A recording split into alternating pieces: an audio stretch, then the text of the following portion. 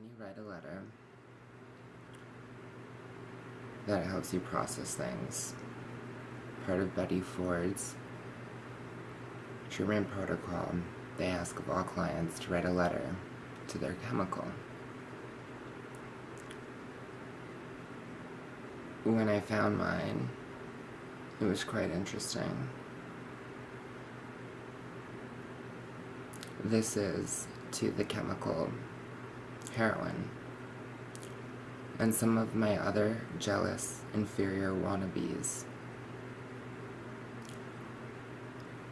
You're notorious for ruining lives and leaving young, dead in bathrooms. Just the name is so taboo. You'd think it would replace our favorite cusses like fuck or cunt, and maybe for many it hasn't. But for me, some things don't even deserve the reputation of meaning discussed. Now when I sit here, writing my feelings towards the pain-killing, mouth-salivating substance, wondering if I should just be another patient, checking off one more assignment, or if I should really try to say goodbye to the thing that had the power of real control over me. The one thing I just couldn't ever walk away from. Looking within, I love you. I really, really do. And for all the right reasons, too.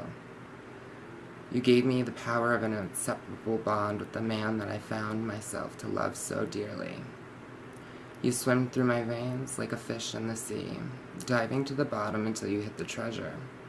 Freezing and numb, the pain of my tired ankles shooting up to my straight back. I was a dumb, dead bitch, way before, and we would blink. Blank, blink, blank, blink. This is what you do to me. Now, I can say, my sentences are full without you. I was a dumb, dead bitch, way before I dedicated my entire career, love life, and secret grapevine over to you. You most definitely are the king bee, the master narcotic, the dopamine and serotonin and GABA flooding my mind until ecstasy took a hold of me. But little did I know, we were just warming up. Things were finally going to have depth. I only wanted you for what you made me have in common with the man that, I could laugh so hard to stop the hysteria. The man I love. I have always towards you, but him. It was our common bond. It was what it was. I hated you, and you made me vomit. You made me vomit. I hated you so much. Ripped my skin apart. Spraying OxyClean, sheets, slabbering concealer, skin, infections. But it all made sense when I went to bed with the boy laying next to me. I promised myself I would shoot, sniff, or smoke you up until that boy could know for sure I wouldn't leave him over his sit-me-down dinner talk secret. And you did exactly what I planned, below the surface, of course. The exterior intentions looked nothing like such a thing. Poor Fabrizio, spending double the cash and only liking the white side of the pie. I was a cokehead, which of course destroyed me like many others. But there's something about you, Master B, that only a heroin addict can understand, that I can never explain, nor do I think it will ever be explained. It is this deep, deep hatred toward your own actions that are controlled by this outside force, almost like scripture says about demonic possessions. That's where your real crime is. That's what made me drop to my knees and beg for outs without any mercy given, of course. A cocaine addict will blow the line time after time until their body soon gives out, causing them to die, but more likely to get help. Like most of the people you take by the neck and force to bury their own shallow grave. It's nothing but a daily need, put away before food and not far from water. You're different. The excruciating, agonizing pain of withdrawal that you would force me and others into tasting, teasing with the threat of what would happen if I just upped and left you. The wet sheets that would stick to my skin, hoping to warm the flesh in me that was dripping icicles bound around bags of hot charcoal. You did this to me every day for too long, but it became so routine to me I no longer classified myself as a heroin addict. but a chronic, diseased human being that only needed heroin for medical reasons, similar to those with terminal illnesses that smoke pot to help with nausea. I was only doing what I needed to do to survive. If it wasn't for my inner being that lashed out, crying for help in such manic episodes, crashing cars, and the, oh my god, overdose that would eventually snap me out, I do admit the almighty opiate would have surely strangled me 1 second too long, too many nights, until typical respiratory depression would cause me to slip into a quick cardiac arrest that would leave me dead in eternity. And for a while I wondered if that was what I wanted. If I took the chance, would I be rejoined with the man I dedicated so much to? I'm still waiting for the morning. I'll wake up and remember I don't need to pull my sheet up, press it on my face to soak up the sweat. However, your impeached majesty, it's almost as good as waking up from a nightmare and realizing it was nothing but a bad dream. Whether it was from reality or not, it was just another bad dream. I hope the best for you. Some sort of purpose.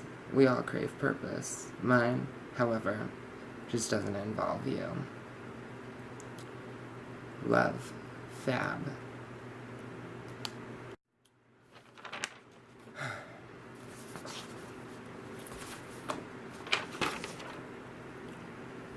Let's do two.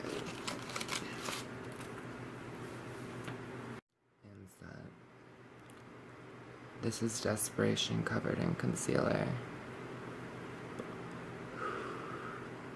This is beauty masked by pain, masked by beauty. And I can't pretend for 1 second that I deserve the opportunity of having your time more than anyone else.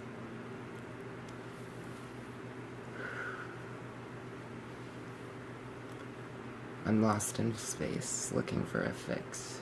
Obsessive, angry, mostly at things I don't know much about, but I've been blessed more than most. I count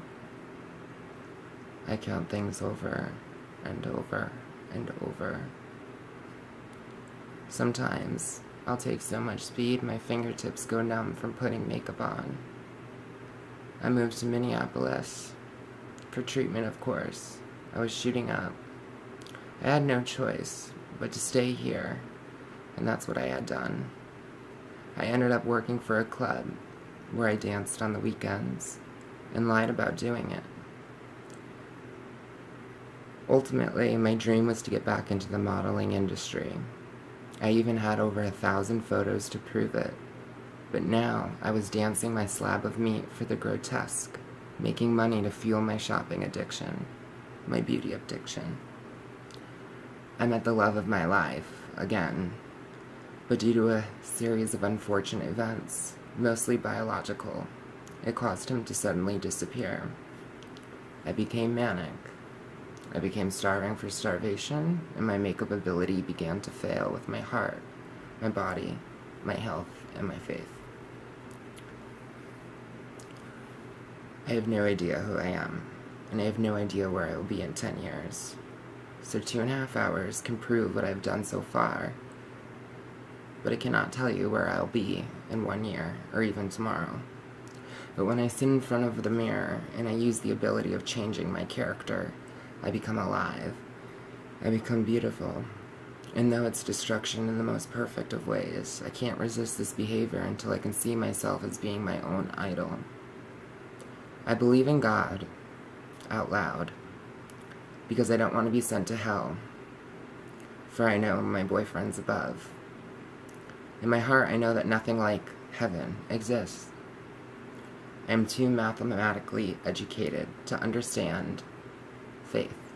I believe he kills us off when we become boring. The goal is to never get boring. I am so sad, dismantled, and torn on the inner insides that I find it hard to make it through most days now. I try to lower myself to less than a 3-digit number, but usually only end up binging on sugary drinks and foods, ice cream, cupcakes, cookies.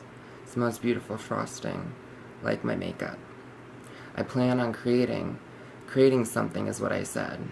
now a documentary, a story, a reason why I came and went. I plan on proving the world wrong through destroying myself and looking beautiful doing it. Everything everyone said I couldn't do, I did. And now that I'm an idol, everyone wants a reaction, something else. But the only reason I haven't offed myself just yet for the big finale is because I refuse to die without making a final, real statement. I plan on making my life a stage. I did. I plan on making my life a story. I did. But when the eyes are finally on me is the real moment, I'll truly, really disappear. I find myself being stared at by those who appreciate me, but are looking at something else. I refuse to die without purpose, meaning, and depth, and I don't believe I have that. I believe I have a talent to create art through my body, and I have been lucky and blessed with a family to help me to get where I need to be, corporations and the industry, but I don't believe that the inner me, the true me, that I'd like people to see has been exposed. The exposure of a picture can be altered, defined, and manipulated. However, the insides cannot. This is the side I would like the people who find my pictures to be relieving or representative of how they live their life, to understand that the inside, I hope, is as beautiful as the out, though I tend to not be able to match it. I refuse to refuse, and when the blunt gets passed to me, I'll say, I'm sorry. I have anxiety. But pass that straw this way. I'll never make sense, I'll never just be okay, and I'll never be normal or perfect or happy. But I will be someone who explains why through a sick and beautiful series of events, all caught on camera, can make no sense,